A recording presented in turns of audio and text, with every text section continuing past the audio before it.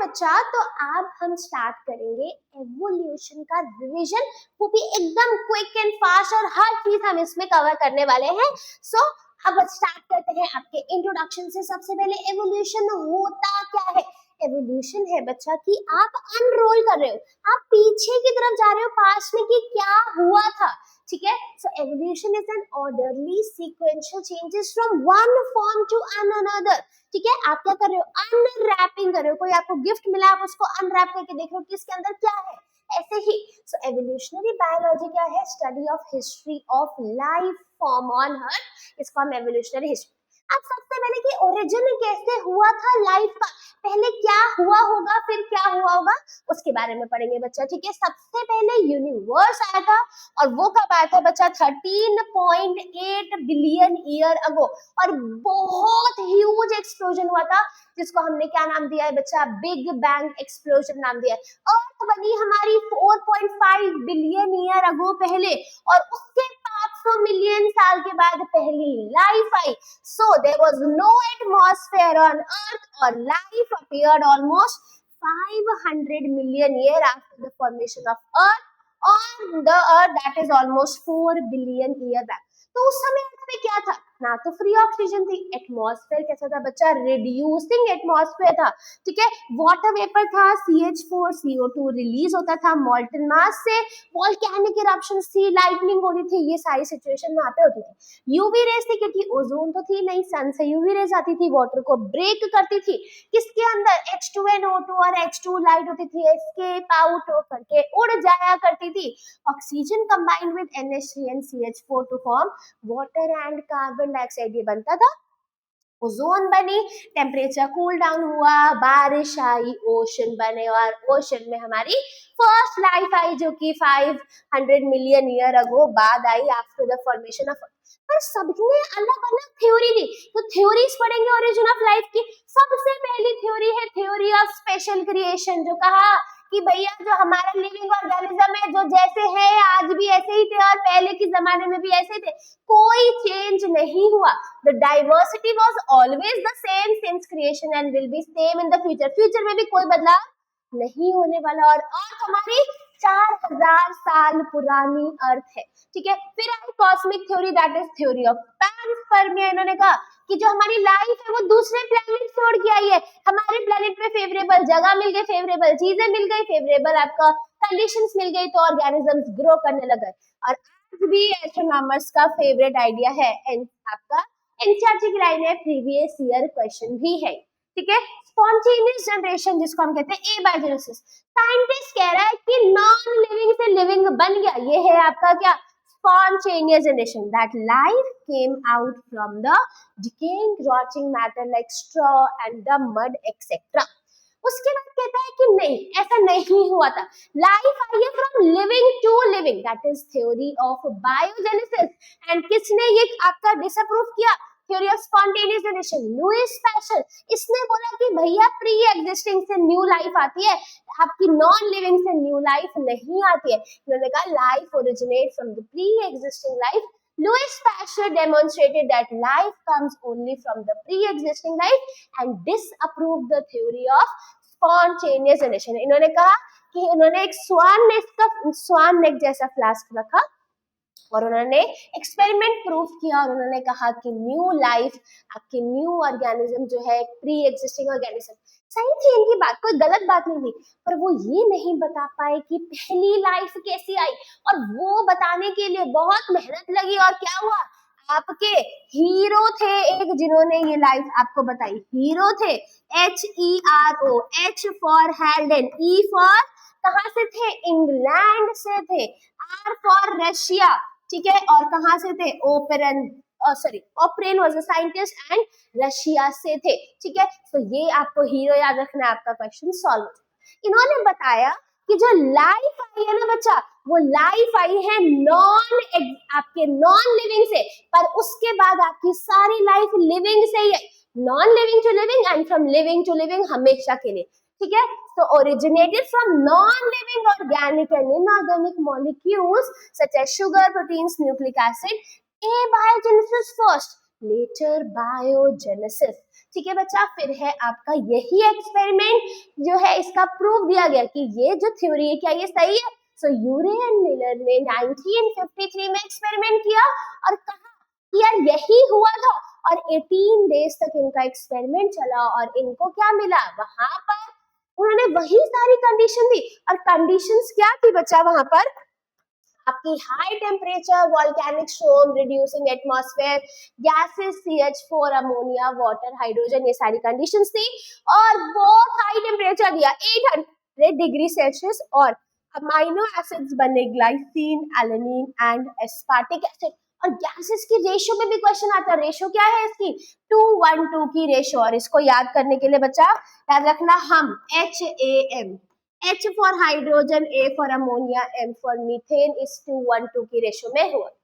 Non cellular life पहली बार आई 3 billion year ago, और वो क्या थे, RNA, प्रोटीन और द पॉलीसैकेराइड। अब हुआ क्या कि ये एक्सपेरिमेंटल सेटअप था जिसको हम स्पार्क डिस्चार्ज बोलते हैं। यही सेम एक्सपेरिमेंट और साइंटिस्ट ने भी परफॉर्म किया, और किसी में पिगमेंट्स आए, किसी में आपके शुगर्स मिले, किसी में नाइट्रोजनस बेसिस मिला, किसी में फैट्स मिले।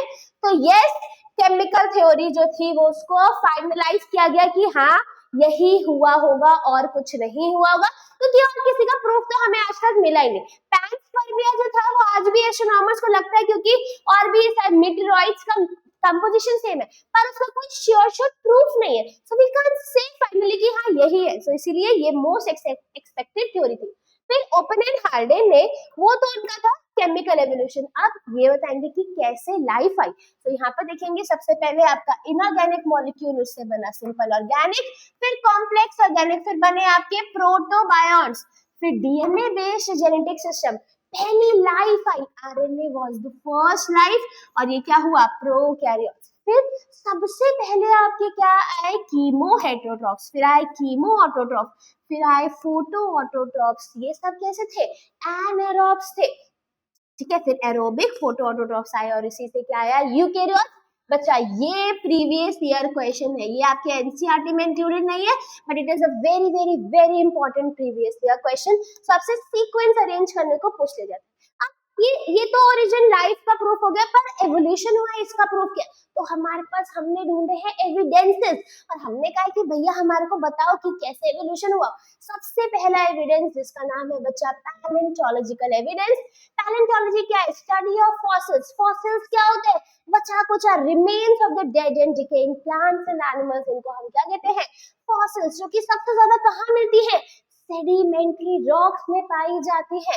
और इसको हम किस लिए पढ़ते हैं, to study the phylogeny, to study about extinct animals, to study the connecting link between the groups and to study the geological in the different sedimentary rock layers। सबसे ज्यादा जो sedimentary rock है वहां पर देखने को मिलता है। ये आपका family tree of the dinosaur है, इसको याद रखना है बच्चा। ये ब्रैकियोसॉरस है, बड़ी सी इसकी लॉन्ग नेक है, इसके ऊपर प्लेटेड बैक होती है, और आपके टेल पे स्पाइक्स प्रेजेंट होते हैं, ठीक है। ट्राइसेराटॉप्स, ट्राई नाम से क्यों, 3 हॉर्न इसके अंदर होते हैं। और टेरानोसेक्स बिगेस्ट ऑफ देम में बहुत बड़े बड़े दांत होते हैं, बहुत ज्यादा डेंजरस होता है। कार्निवोर है, बाकी सारे के सारे कैसे है बच्चा, हर्बीवोरस होते हैं। सो यही इकलौता कार्निवोरस है, और 2 पैरों से चल रहा है तो बाइपेडल लोकोमोशन है, बाकी सब 4 पैरों से चलते हैं, बोलते हैं क्वाड्रीपेडल लोकोमोशन इनका होता है। Archaeopteryx, it is the missing link है ये, ठीक है। बर्ड्स और रेप्टाइल का मिसिंग लिंक होता है। क्रोकोडाइल आज भी जिंदा है, और ये टेरानोडॉन फ्लाइंग रेप्टाइल होता है, ठीक है। तो ये भी एक्सटिंक्ट हो चुका है, इनमें से सिर्फ एक यही है इकलौता जो लिविंग है। टेबल है बच्चा, इस टेबल में आपको सारी चीजें देखने को मिल जाएंगी, triceratops, brachiosaurus, stegosaurus and the tyrannosaurus. जो बातें भी मैंने आपको बोली वो सब इसके अंदर लिखी हुई है। फिर study showed that life formed varied over the time and certain life forms are restricted to certain geological times। फिर हमने सबसे इंपॉर्टेंट एविडेंसेस पढ़ने जिनका नाम है morphological and the anatomical evidences, जिसमें हम दो चीजें पढ़ते हैं, एक पढ़ते हैं कन्वर्जेंट एवोल्यूशन, एक पढ़ते हैं हम डाइवर्जेंट एवोल्यूशन। डाइवर्जेंट मतलब डाइवर्ज हो रहा है, बाहर जा रहा है, कन्वर्जन मतलब अंदर आ रहा है। सो क्या है, एक ओरिजिन से निकल के अलग अलग जगह पर डाइवर्ज हो रहे हैं, उसे कहते हैं डाइवर्जेंट, और अलग अलग ओरिजिन से जगह आकर एक जगह पर इन्वॉल्व हो रहे हैं तो उसे हम कहते हैं कन्वर्जेंट, कन्वर्ज हो रहे हैं उसे कहते हैं हम कन्वर्जेंट एवोल्यूशन। सबसे पहला है आपका होमोलोगस ऑर्गन, इनके कॉमन ओरिजिन होता है, इसको सिंपली ऐसे याद रखेंगे बच्चा, कॉमन ओरिजिन है, और इस कॉमन ओरिजिन में क्या होगा, आपके क्या निकल रहे हैं, डाइवर्ज हो रहे हैं। और क्यों डाइवर्ज हो रहे हैं, बिकॉज इनका डिफरेंट फंक्शन होता है, ठीक है। So they have a same fundamental structure but perform similar और डिसिमिलर फंक्शन, इसको हम क्या कहते हैं, होमोलॉगी और डाइवर्जेंट एवोल्यूशन ये शो करते हैं, और ये कॉमन एंसेस्ट्री शो कर रहे हैं, and they are representing what, divergent evolution. Example के लिए अगर हम बात करें, ह्यूमन हैंड और वेल का flipper, bat wings, cheetah forelimb, इनके डिफरेंट फंक्शन है बट इनका स्ट्रक्चर सेम है, humerus, radius, ulna, carpal, metacarpal and the phalanges. Homology vertebrate heart और ब्रेन में भी प्रेजेंट होती है, होमोलॉगी प्लांट में भी है, bougainvillea and tendrils of the cucurbita, ठीक है। ये आपको डायग्राम देखने को मिलेगा, ये डायग्राम आपके एनसीईआरटी का है, बोगनविलिया, कुकुरबिटा ये हैंड्स है, और ये सब में क्या हो रहा है, होमोलॉगी हो रही है, डाइवर्जेंट एवोल्यूशन। फिर आता है आपका एनालॉगस, और इनके पास क्या है, डिफरेंट ओरिजिन है, इनके स्ट्रक्चर्स अलग है पर इनका फंक्शन सेम है। आईज है, मेरी आईज देखने का काम आ रही है, ऑक्टोपस की आईज देखने की काम आ रही है, एक मोलस्का है, एक मैमल है, दूर दूर तक इतने सारे डिफरेंसेस है, ठीक है। Wings of insect, eyes of octopus, flipper of penguin and dolphin, sweet potato and the potato, insect का trachea, lungs of the vertebrate, ये सब क्या है, एनालोगस ऑर्गन होते हैं, और इसका जो एवोल्यूशन है उसे हम क्या कहते हैं, कन्वर्जेंट एवोल्यूशन। कन्वर्ज कर रहे हैं आपके अलग अलग ओरिजिन से आके एक कॉमन फंक्शन के लिए, सो समथिंग लाइक दिस। तो ये आपका सेम फंक्शन, और यहाँ आकर के सब क्या कर रहे हैं, कन्वर्ज कर रहे हैं, सो इसको हम क्या कहते हैं, convergent evolution. Unrelated species become more similar to survive and adapt in the similar environmental condition. फिर है आपका अडैप्टिव रेडिएशन, अलग अलग स्पीशीज है, डिफरेंट अडैप्टिव रेडिएशन शो करे, अलग अलग ज्योग्राफी में है, और आपका क्या हो जाएगा, is the evolution of the different species in the geographical, but एक ही पॉइंट से स्टार्ट किया था और रेडिएट आउट कर दिया था, उसको हम क्या कहते हैं, अडैप्टिव। सो एक कॉमन पॉइंट से किया था और रेडिएट आउट कर दिया, इसको हम क्या कहते हैं, अडैप्टिव। बट ये है due to different geographical areas की वजह से, ठीक है। Darwin finches, Galapagos island, Australian marsupial, placental mammals, ये सब क्या शो करते हैं, अडैप्टिव रेडिएशन। और अगर ये आपका प्लेसेंटल मैमल है, बहुत ध्यान से समझना इस बात को, ये आपका प्लेसेंटल मैमल है, ये आपका ऑस्ट्रेलियन मैमल, ये पूरा क्या शो कर रहा है, आपका अडैप्टिव रेडिएशन। ये क्या शो कर रहा है, आपका पूरा का पूरा अडैप्टिव।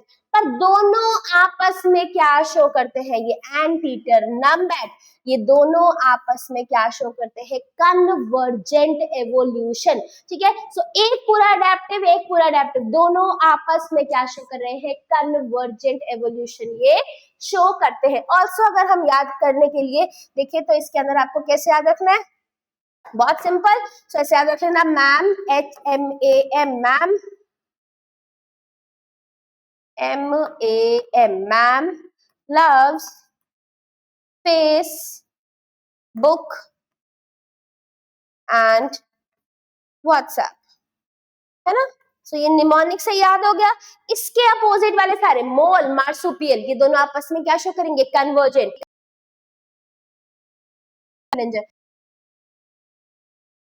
उसको भी लर्न करने का ट्रिक मैं आपको बता देती हूँ बच्चा। तो देखो ये एंटीटर है, ये नमबैट है, कायदे के अनुसार एंटीटर पर आपको देंगे नहीं, आपको इसका एनालॉजी बेस्ड क्वेश्चन दे देंगे। ऑल्सो लेम्यूर, इसका क्या है, स्पॉटेड कस्कस, बहुत डिफरेंट है ना, याद करना थोड़ा सा डिफिकल्ट हो जाता है, तो इसको याद रखना है बच्चा, ऐसे करना, A bat, anteater, A for anteater, bat, numbat, फिर less, LESS, so LE for lemur, spotted cuscus, less bat और लेस याद रख लेना, आपको याद हो जाएगा, ठीक है। और ये भी आपका क्या करते हैं बच्चा, ये सारे के सारे आपके अडेप्टिव रेडिएशन शो करते हैं। फिर you have the biochemical evidences, जो कि सिमिलैरिटी शो करते हैं प्रोटीन्स में, जीन्स में और बायोमोलिक्यूल्स और मेटाबॉलिज्म में ये शो करते हैं। कॉमन एंसेस्ट्री शो करते हैं, और जो होमोलॉजी है वो मॉलिक्यूलर लेवल पर मिलती है, उसको हम कहते हैं biochemical evidences. Biochemistry, similarity in the protein, genes performing similar function among diverse organisms. ये बताते हैं common ancestry. Composition and the structure of the protoplasm, enzymes, hormone, DNA, blood encoded almost same. It shows organisms shared common ancestor in recent or distant past. For example, plasma protein found in the blood of the man and apes are similar. ABO blood grouping is present in apes also. Rhesus monkey, rhesus factor, ये सारी चीजें क्या है, similarity show करती है। फिर है embryological evidences, किसने दिया था, आपके अर्नस्ट हैकेल ने दिया था। इन्होंने कहा they observed all vertebrate embryos have common feature which is absent where in the adult, adult में absent होता है। और इन्होंने क्या बोला, all the vertebrate embryos including human developed vestigial gill just behind the head, but it is functional only in the fish, जो कि आपके adult में present, adults में नहीं होता। कार्ल लॉरेंस ब्यूअर के प्रपोजल से ये रिजेक्ट हो गया, और इन्होंने क्या कहा, embryos never pass through the adult stages of the other animal, ठीक है। आइडियली कार्ल वॉन जो आपका ये कार्ल अर्न्स्ट वॉन बेर, उसकी स्टडी से डिसअप्रूव हुआ था, पर प्रीवियस ईयर क्वेश्चन में लिख दिया कि इन्होंने डिसअप्रूव किया है, तो इस बेसिस पे हम इसको एग्री कर लेते हैं। फिर नेचुरल सिलेक्शन है बाय एंथ्रोपोजेनिक। एंथ्रोपोजेनिक मतलब हमारी वजह से, ह्यूमन बीइंग की वजह से ये हो रहा है, ठीक है। Natural selection is the process by which organism are best suited for the environment, survive and reproduce. सबसे पहला एग्जांपल इंडस्ट्रियल मेलेनिज्म। इंग्लैंड में कंडीशन थी pre industrialisation, before industrialisation and post, और इसके अंदर क्या था, after industrialisation. Pre industrialisation pollution नहीं था, और जहां पॉल्यूशन नहीं होता वहां लाइकेंस भर भर के प्रेजेंट होते हैं, और जहां पॉल्यूशन होता है तो आपके ट्रीज पर स्मोक सूट लग जाता है, काला काला हो जाता है, तो डार्क विंग उस पे छिप जाते हैं। और before industrialisation white wing lichen पे छुप गए, जो छुप गया वो प्रेडेटर नहीं देख पा रहा, जो नहीं छुपा उसको मार देगा। So before industrialisation who was more, आपके डार्क विंग वाज, आपके व्हाइट विंग ज्यादा थे, और डार्क विंग छुप नहीं पा रहे थे, इसलिए उसको मार दिया जा रहा था। और रही बात आफ्टर इंडस्ट्रियलाइजेशन, क्या हुआ, व्हाइट विंग कम रह गए बिकॉज वो प्रेडेटर उनको खाते गए, और डार्क विंग वाले छुप गए आपके डार्क बैकग्राउंड पे। In England, before industrialization, there were more white-winged on trees than dark-winged or melanized moths. After industrialization, more dark-winged moths and less white-winged moths are available. ठीक है, so ये हो गया reason. Before industrialisation there were white lichens covering the tree, और background में वो उसको आपका डार्क विंग वाला प्रेडेटर पिक कर रहा था। और बिफोर आफ्टर इंडस्ट्रियलाइजेशन क्या हुआ, tree trunk become the dark due to the industrial smoke and the soot, और कोई आपका ग्रोथ नहीं था लाइकेंस का, जिसकी वजह से व्हाइट विंग मॉथ वाले क्या हो गए, did not survive because predators ने उनको आइडेंटिफाई किया। तो क्या हुआ, नेचर ने दोनों को सिलेक्शन का मौका दिया, एक पर्टिकुलर टाइम पे आपका व्हाइट विंग फ्लरिश किया, एक के टाइम पे डार्क विंग फ्लरिश किया, जब जिसकी कंडीशन थी नेचर ने उसको चूज किया। और नेचर ने दोनों को हटाया नहीं, कि जब डार्क विंग सेलेक्ट होते तो व्हाइट को नहीं हटाया, जब व्हाइट सेलेक्ट होते तो डार्क को नहीं हटाया था, ठीक है। So natural selection by anthropogenic also involves the development of resistant varieties in organism due to human. Anthropogenic word आते ही आप समझ जाना ये ह्यूमंस की बात है। Excess use of herbicides, pesticides, antibiotics, drugs, और इंटेंसिव ब्रीडिंग हो रही है प्लांट की, जो कि एग्जांपल है एंथ्रोपोजेनिक एवोल्यूशन का। एवोल्यूशन जो है डायरेक्टेड प्रोसेस नहीं है, हमें नहीं पता किस डायरेक्शन में जाएगा, रैंडम प्रोसेस है, स्टोकैस्टिक प्रोसेस होता है, जिसके अंदर चांस इवेंट होता है, नेचर के अंदर चांस म्यूटेशन होती है organism. It is not a directed process in the sense of determinism. It is a stochastic. Stochastic मतलब random process होता है, chance event in nature and the chance mutation in the organism. फिर Lamarckism theory आई, Lamarck की, Darwin की, ह्यूगो डिवरिस की। Lamarck ने बोला कि भैया मेरा मन है मेरा मन है मैं ऐसे ऊंचा ऊंचा करूं, मेरा नेक ऊंचा हो जाएगा। आप उसको ओवर यूज करोगे तो वो बढ़ जाएगा, कम यूज करोगे तो डिसयूज हो जाएगा। तो यूज एंड डिसयूज, और यही वो क्या हो जाएगा, transmit to the another generation. Theory of acquired inheritance, ठीक है। तो यूज एंड डिसयूज और एक्वायर्ड इनहेरिटेंस की बात उन्होंने करी थी। Theory of inheritance of acquired characters proposed by Lamarck, it states evolution of life form occur by the inheritance of acquired character. Acquired character developed by use and the disuse. उन्होंने कहा कि use करोगे तो क्या हो जाएगा, आपका excessive use करोगे तो वो डेवलप हो जाएगा, डिसयूज करोगे तो वो खत्म हो जाएगा। जैसे लिम्स डिसअपियर हो गए स्नेक में क्योंकि आप उसे यूज नहीं कर रहे थे। और long neck giraffe is due to the continuous elongation of the forage leaves on the tree. उन्होंने कहा कि भैया जिराफ का जो लॉन्ग नेक हुआ वैसे वो चक चक ओवर यूसेज से उनके जो लॉन्ग नेक हो गई है जिराफ की। फिर विजमैन ने कहा कि भाई ऐसा कुछ नहीं होता है कि भाई, उन्होंने कहा कि हर कैरेक्टर जो है आपकी जनरेशन टू जनरेशन में जाएगा, ऐसा नहीं होता। चूहा लिया, चूहे की पूंछ काटी, अगले साल अगली जनरेशन में फिर उसकी पूंछ आ गई, फिर उसकी फिर पूंछ काटी फिर आ गई। तो आइडियली क्या होना चाहिए कि जो आपने उसके कैरेक्टर्स भेजे तो वो आगे पास होना चाहिए। उन्होंने बताया only those characters will pass जो आपके जर्म सेल में होंगे, सोमैटिक सेल का कोई कैरेक्टर नहीं जाने वाला है। So Weismann cut off tail for rat as many as of 22 generation and allowed them to breed. Tailless or reduced tail were never born. On the basis they propose a theory of continuity of the germplasm, that is जो germinal cells में है सिर्फ वही पास होगा, somatic cell में कुछ भी पास नहीं होने वाला है। According to this theory, दो टाइप के प्रोटोप्लाज्म प्रेजेंट होते हैं, एक तो germplasm, एक सोमैटोप्लाज्म। germplasm मतलब germinal layer. So there is a continuity of the germplasm and the variation influencing the germ cells are only inherited, but the somatoplasm is not transmitted. Hence, it does not carry to the next generation. Darwinism theory of natural selection, इन्होंने किसने Darwin ने propose करी है। HMS beagle पे वो गया, Galapagos island पहुंचा, वहां वो इतना फैसिनेट हो गया, उसने देखा कि भाई इतनी वैरायटी है, नेचर सेलेक्ट कर रहा है जो वैरायटी ज्यादा फिट है। और फिट कौन है, जो ज्यादा प्रोजेनी प्रोड्यूस करता है। So it was based on the observation during sea voyage in the sail ship known as HMS Beagle. Alfred Wallace, a naturalist work in the Malay archipelago, had to come to the similar conclusion. Work of Thomas Malthus on population which influenced the Darwin. उन्होंने Darwin को बहुत influence किया।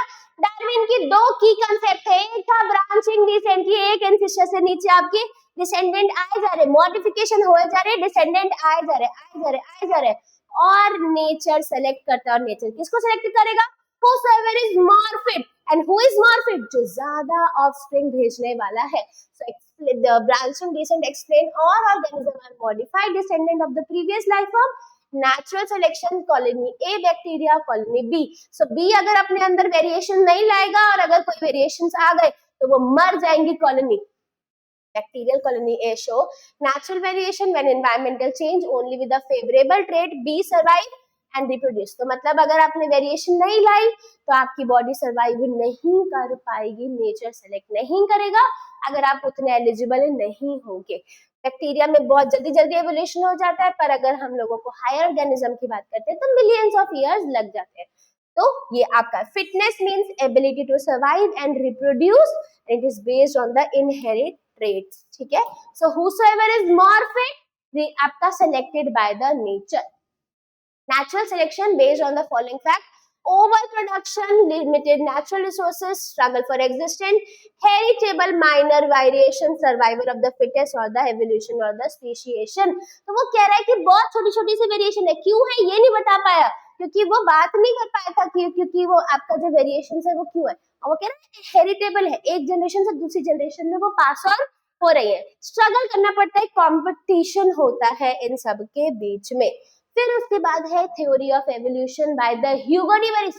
इन्होंने कहा कि भाई जो भी वेरिएशन आ रहा है वो म्यूटेशन से आ रहा है, और उन्होंने एक टर्म दिया जिसको हम कहते हैं सॉल्टेशन, यानी कि single step large mutation. Saltation word दिया, तो speciation is by saltation, single step large mutation.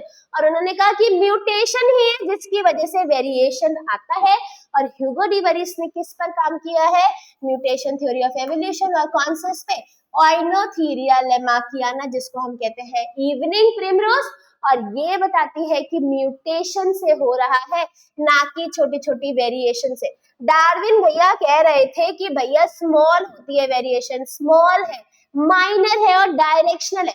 Hugo de वरिस कह रहे नहीं नहीं नहीं, रैंडम है और डायरेक्शनलेस है, किसी भी डायरेक्शन में जा सकता है, ठीक है।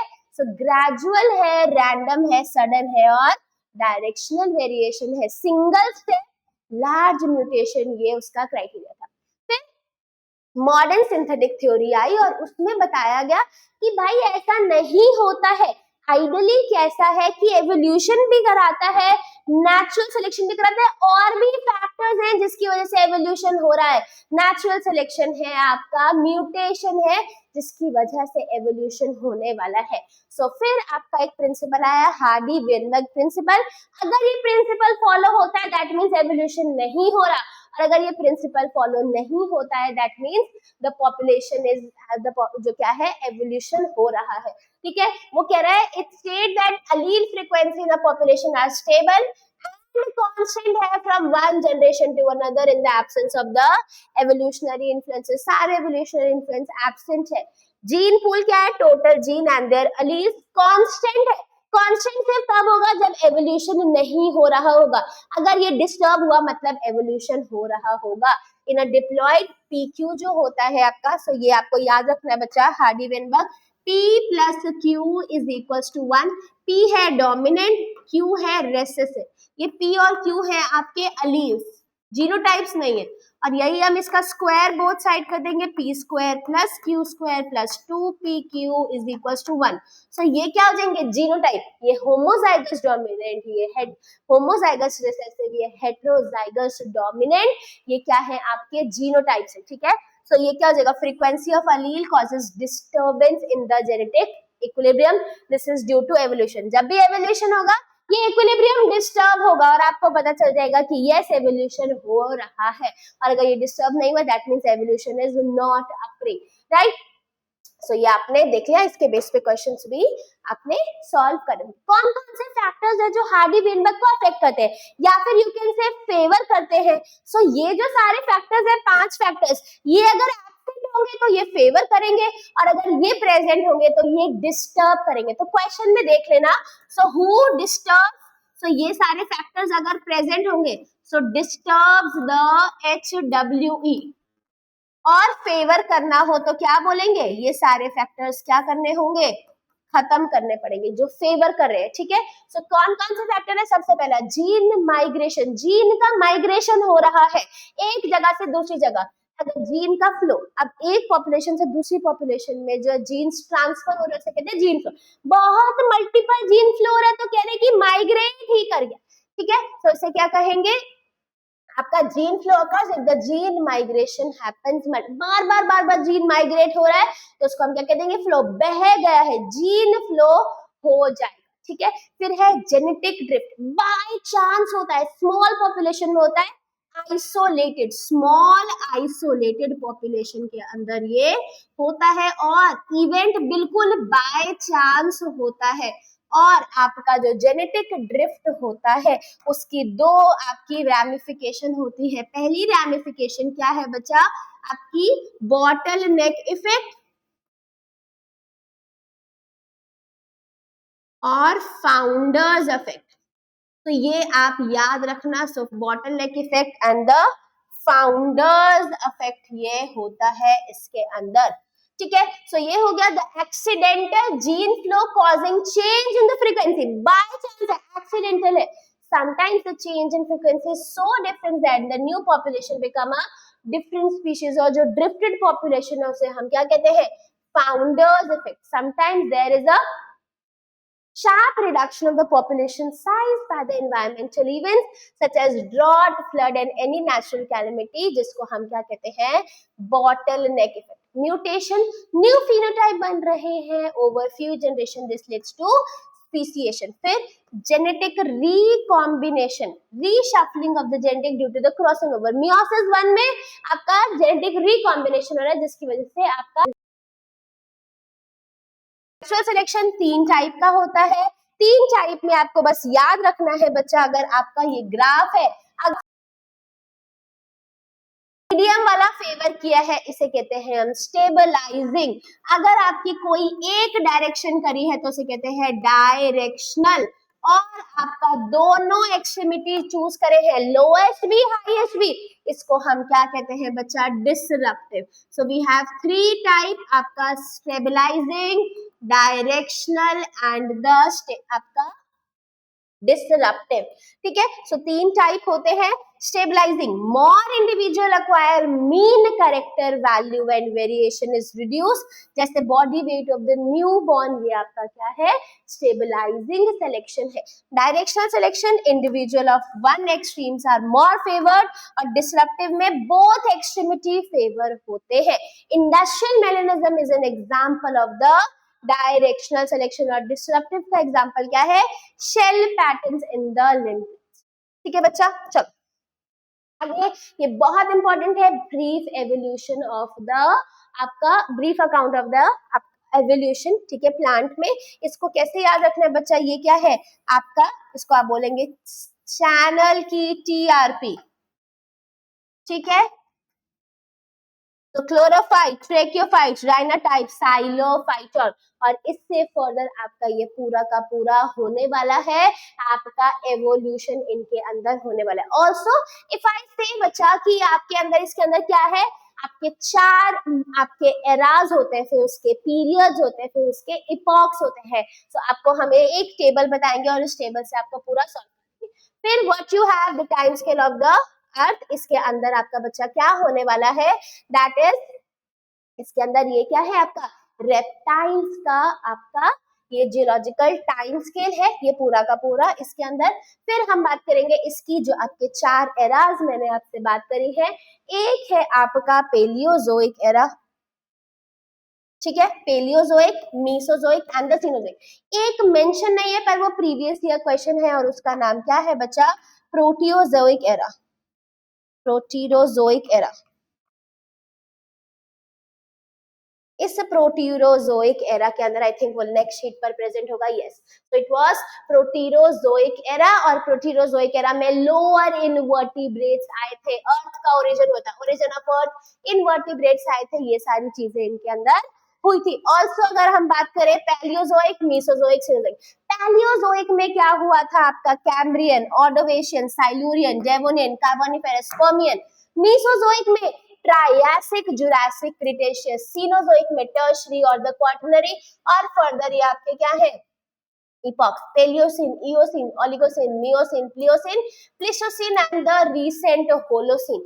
अगर आपसे ज्यादा से ज्यादा क्वेश्चन जो पूछा जाता है वो ये पूछा जाता है कि कौन सी किसकी एज थी, तो प्रोटीरोजोइक में बच्चा आपके लोअर इनवर्टिब्रेट्स आए थे, और पैलियोजोइक में आपका ऑर्डोवेशियन, एज ऑफ इनवर्टिब्रेट, फिर Devonian, age of fishes, Carboniferous, age of amphibian. Reptiles इतने ज्यादा फ्लरिश थे ना कि एक पीरियड उनकी एज नहीं थी, उनका पूरा एरा ही था। So it is the age of the reptile. और सीनोजोइक को हम क्या कहते हैं बच्चा, basically the age of mammals, जो आपको याद रखना है, and it is very very very important. फिर बात आती है बच्चा आपके ये Proterozoic era, first cellular form of life 2 million year ago. Some of the cells have the ability to release the oxygen, oxygen release करते हैं, और आपके सिंगल सेल ऑर्गेनिजम्स जो है वो आपके क्या होते हैं, बिकम्स द मल्टीसेलुलर। ये सब आपके प्रोटीरोजोइक, और इसी को कैम्ब्रियन से पहले, इसलिए हम इसको प्री कैम्ब्रियन एरा। फिर पेलियोजोइक एरा, जिसके अंदर 350 मिलियन ईयर अगो पहले जॉलेस फिशेस आई थी, जिसमें हम क्या कहते हैं, fishes with the stout and strong fin could move on the land and go back to the water. 1938 में सीलोकैंथिक फिश, जो कि साउथ अफ्रीका में पकड़ी गई थी, जो कि एक्सटिंक्ट, हमें लग रहा था कि वो एक्सटिंक्ट हो चुकी है, पर इनको हमने क्या नाम दिया, lobe fins, which evolved into first amphibian, जिसको आज हम कहते हैं मॉडर्न डे आपका frogs and the salamander. 320 million years ago पे seaweeds and the few plants exist कर रहे थे, amphibian reptiles में evolve हुए थे, इनके पास shelled eggs थे, इनको हम क्लिडोइक eggs भी बोलते हैं. What is the another name? That is the क्लिडोइक eggs. फिर giant pond pseudophytes were present but they all fell to form coal deposits slowly. धीरे धीरे उन्होंने coal deposit बनाना शुरू कर दिया. फिर Mesozoic era में तीन period, Triassic, Jurassic and the Cretaceous. 200 million year ago पे land reptile back to the water, जिसमें बनाया fish like reptiles, that is ichthyosaurs. फिर लैंड रेप्टाइल्स जो थे डायनासोर्स, टायरेनोसॉरक्स रेक्स, ट्राइसेराटॉप्स. आपने वो पूरा एवोल्यूशनरी चार्ट पढ़ा था अभी डायनासोर का, जिसमें से टायरोनोसेरेक्स रेक्स जो था वो बहुत ही बड़ा आपका डायनासोर था, 20 फीट इन हाइट, 20 फीट, बहुत बड़ा था. Huge fearsome dagger like teeth. और फर्स्ट टूथ बर्ड एमर्ज हुई थी इसमें. Then you have Cenozoic era, it is the age of the mammals and the angiosperms. 65 million year ago पे आपका dinosaur disappear हो गया था क्रिटेशियस पीरियड में. बेसिकली फर्स्ट मैमल जो थे वो श्रू लाइक थे, फॉसिल इनके स्मॉल साइज के थे. साउथ अमेरिका में क्या हुआ था? Mammals which resemble horse, hippopotamus, rabbit etcetera due to the continental drift. When South America join North America, तो नॉर्थ अमेरिका के जो आपके एनिमल्स थे उन्होंने उनको डोमिनेट किया और साउथ अमेरिका को क्या करा, उसको उनके जो एनिमल्स थे उनको वो फ्लरिश नहीं कर पाए. Due to the continental drift Australian marsupials survive because of the lack of the competition. So वो आपके सर्वाइव कर गए क्योंकि वहां पर कॉम्पिटिशन नहीं था. फिर आता है आपका last, that is origin and the evolution of the man. इसके अंदर बच्चा आपको याद रखना है एक छोटा सा निमोनिक. याद रखेंगे बच्चा किससे? डॉक्टर स्नेहा से. ठीक है, so this is what doctor Sneha. इसको कैसे याद रखेंगे? डॉक्टर से इधर ऐसे याद रखेंगे. ठीक है, so D for what? Dryopithecus. So D for Dryopithecus, R for Ramapithecus. फिर आप करेंगे स्नेहा, उल्टा रीड करने वाले हैं. A आपका क्या है? ऑस्ट्रेलोपिथिकस. फिर H for Homo habilis, E for Homo erectus, और उसके बाद आपका क्या है? ये neanderthalensis and then you have the Homo sapiens. तो ये आपको पूरा एक तो सीक्वेंस में लर्न हो गया.